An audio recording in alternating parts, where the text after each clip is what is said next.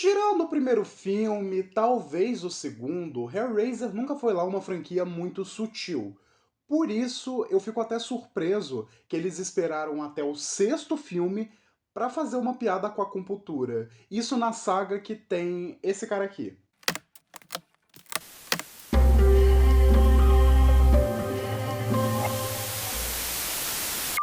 Olá, sejam muito bem-vindos ao Fita Maldita. Eu sou Gustavo Fiô e no vídeo de hoje a gente vai comentar um pouco sobre o retorno mais decepcionante de uma Final Girl em uma franquia de terror. A gente vai falar do filme que eu considero o segundo pior de toda a franquia criada pelo Clive Barker. Só explicando pra quem tá meio perdido, nesse mês de setembro a gente tá fazendo uma maratona revisitando todos os filmes de Hellraiser antes da gente conseguir ver o novo filme, o reboot, que vai sair pela Hulu no dia 7 de outubro. E hoje, meus amigos, vocês vão perder um pouquinho mais da sanidade comigo enquanto a gente comenta um pouco sobre Hellraiser, Caçador do Inferno, o sexto filme da franquia que foi lançado em 2002. Mas antes da gente acompanhar o protagonista mais básico da história, não esqueça de curtir o vídeo, se inscrever no canal caso ainda não seja inscrito, ativar o sininho para receber todas as notificações, me seguir nas redes sociais que estão linkadas aqui na descrição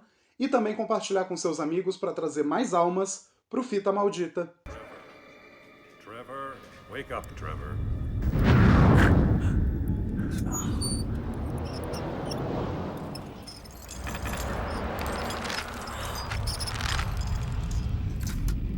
Apesar dos pesares, que são muitos, Hellraiser Inferno teve um razoável sucesso, mesmo sendo lançado diretamente para home video. DVD, VHS, fita cassete, essas coisas de velho. O filme acabou mostrando para os executivos da Dimension Filmes que fazia sentido continuar com a franquia nessa direção, com continuações cada vez mais baratas e com roteiros reaproveitados para se encaixar na franquia. Só relembrando, eles pegavam um roteiro que não tinha nada a ver com a franquia Hellraiser, metiam um Cenobita ali, um Pinhead aqui e vendiam como se fosse parte da saga desde o início. Olha o golpe aí. Cai quem quer. E foi desse jeito que o Carl V. Dupree e o Rick Botta começaram a trabalhar ali num sexto filme da franquia, reaproveitando outro roteiro que estava ali na mão dos irmãos Weinstein. O Rick Botta, inclusive, dirigiu esse filme também e, pasmem, não satisfeito, ele retornou para dirigir o sétimo e o oitavo filme.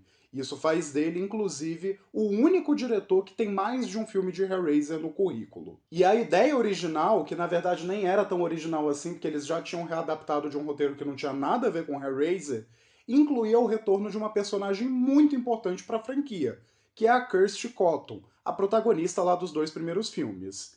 E inicialmente a Ashley Lawrence não queria retornar para o papel, só que o Doug Bradley convenceu ela a dar uma chance. Mas não pense que ela é a protagonista desse filme não, tá? Já tô deixando isso claro pra ninguém vir dizer que eu tô fazendo propaganda enganosa aqui. Assim, Hellraiser, Caçador do Inferno, tava chegando ali nas lojas e locadoras por volta de outubro de 2002. O filme foi um fracasso retumbante de crítica e ainda ajudou a destruir o legado de uma das melhores personagens dessa franquia.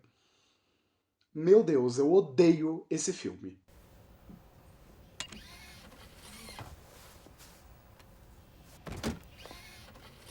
Come on.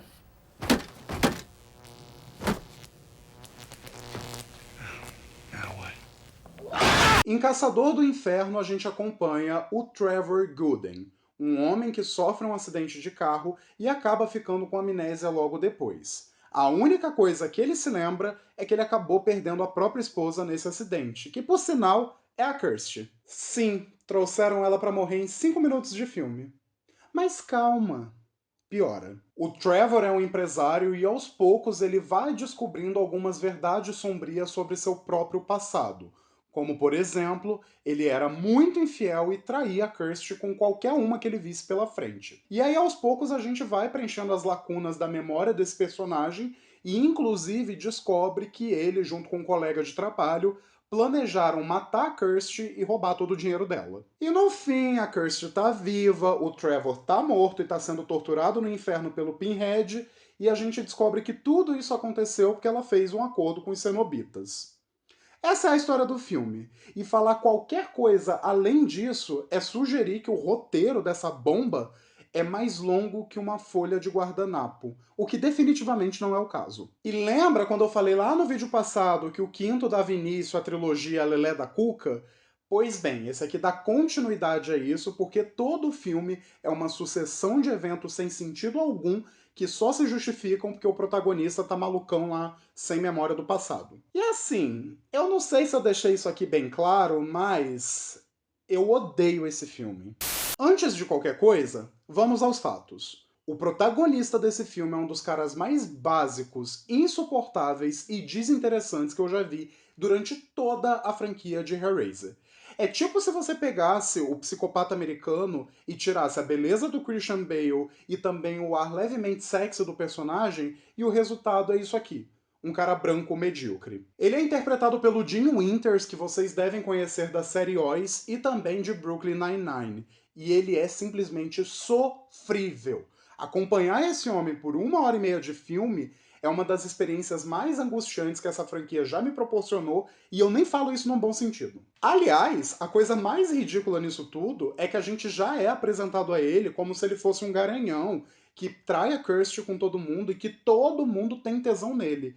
E isso pra mim é um completo absurdo. Ele é desinteressante, feio e não tem nada sobre a trama dele que me desperta um mínimo de emoção. Mas de alguma forma, todo mundo quer transar com ele. A Kirsty, a chefe dele que atua muito mal, a médica entediada, a acupunturista estranha, o twink de 40 anos que trabalha com ele, até a Avril Lavigne, minha gente. Todo mundo quer dar pra esse homem medíocre. Eu já tinha falado sobre isso no vídeo anterior, mas o pior, se é que isso é possível, é que ele é uma versão piorada do protagonista do Hellraiser Inferno. Ele é literalmente o mesmo personagem vivido por um ator diferente. A única grande diferença é que esse aqui deve ter um peru de ouro, que é a única justificativa que eu encontro pra ele deixar tanta gente com tesão nesse filme.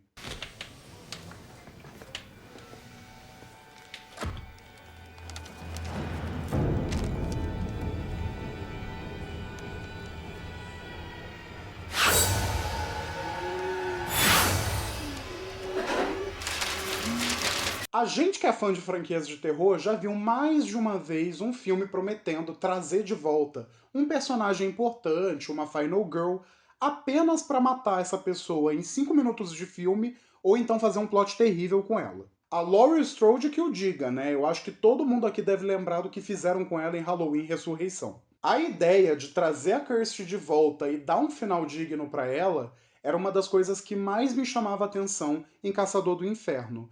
Tanto que eu até acho interessante como esse filme foi reescrito 2 vezes. Primeiro para ser um filme de Hellraiser e segundo para trazer a personagem de volta. Só que o que fazem com ela aqui é um verdadeiro sacrilégio. É até pior do que fazem com a Laurie em Halloween Ressurreição. Isso tudo porque a gente descobre que a barganha que ela fez com os cenobitas incluía dar a eles 5 almas diferentes. Então, basicamente, ela vira uma serial killer que mata 5 pessoas diferentes e ainda por cima com requintes de crueldade. Isso pra mim soa completamente destoante da personagem que a gente conheceu e passou a amá-la nos primeiros filmes. E o pior de tudo é que facilmente poderia ser uma personagem original, já que nenhum evento daqueles primeiros filmes é mencionado com importância aqui na trama. E é nessas horas que a gente percebe quem é amigo e quem é amigo da onça, né? Porque a Ashley Lawrence estava lá no canto dela, estava fazendo mal a ninguém, aí chega o Doug Bradley e convence ela a participar dessa presepada. Eu até gosto da participação do Pinhead nesse filme, mesmo detestando completamente o visual dele, seja pela maquiagem ou pelo figurino que não parecem ter sido finalizados. Mas eu realmente acho emocionante ver esse reencontro dele com a Kirsty, ver os dois falando juntos, porque isso reacende uma chama de nostalgia lá em relação ao primeiro e o segundo filme. Bem, pelo menos até o próprio filme jogar um balde de água fria em cima disso. Só que o Pinhead é uma exceção aqui, porque todos os outros cenobitas são completamente esquecíveis e não tem nenhuma cena que seja minimamente memorável. Tem inclusive personagem que aparece literalmente em um frame só e depois some, nunca mais volta, a gente não sabe nem onde é que tá. E olha que alguns até têm visuais interessantes, como é o caso do cirurgião e também dessa mulher aqui que eles chamam de Stitch. Só que assim, eles não são bem aproveitados mesmo. Até mesmo o gore, que era um dos pontos de venda principais da franquia, tá em falta aqui. São pouquíssimas as cenas onde você vê sangue de verdade e toda a estética do filme é muito sanitizada. Ou seja, dá pra perceber claramente que isso aqui não era um filme de Hellraiser e todos os remendos feitos pra isso aqui se encaixar na saga são completamente terríveis. It seems you've reached the end of your journey.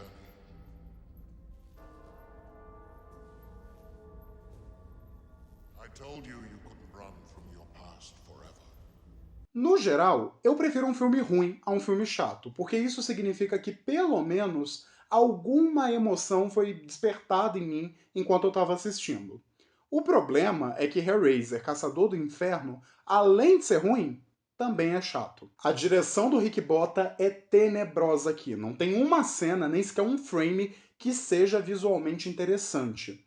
Na verdade, esse filme parece uma grande colcha de retalhos, porque até mesmo as cenas de flashback, quando são inseridas, têm filtros e efeitos diferentes entre si. E isso nem seria problema se fosse só 2 ou 3 cenas, mas o filme é inteiro montado em cima de flashback.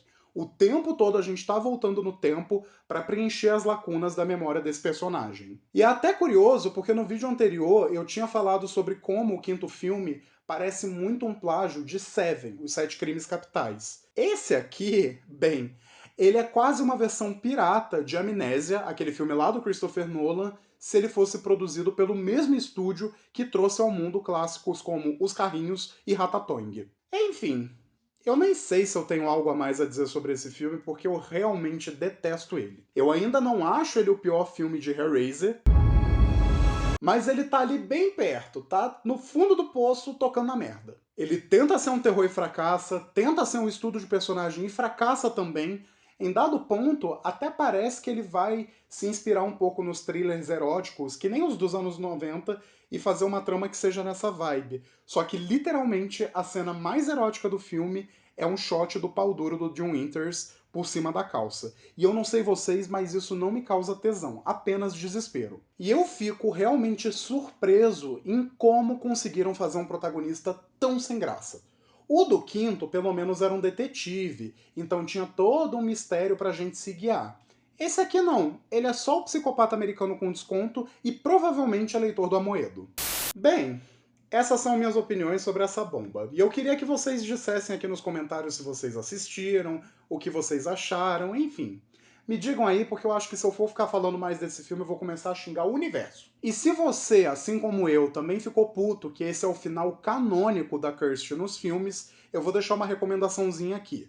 Leiam os quadrinhos Hellraiser, The Road Below e também The Dark Watch, porque eles trazem de volta a Kirsty de um jeito muito mais interessante e muito mais complexo que essa bosta de filme. E se você ficou até aqui, muito obrigado pelo seu carinho e pela sua atenção, e por favor, caso você ainda não tenha feito, não esqueça de curtir o vídeo, de se inscrever no Fita Maldita e de compartilhar esse canal com todos os seus amigos para a gente expandir cada vez mais a nossa comunidade.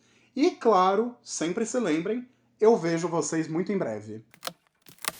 Sabe quando a gente vê um ator ou uma atriz que está há muito tempo desempregado, que não aparece em nada, e quando finalmente consegue um papel a gente fala: nossa, finalmente vai poder reformar o banheiro, a cozinha. Pois é, a pobre da Ashley Lawrence nem isso teve nesse filme aqui. Em umas entrevistas que ela deu depois do lançamento, ela disse que pagaram a ela apenas o bastante para comprar uma geladeira.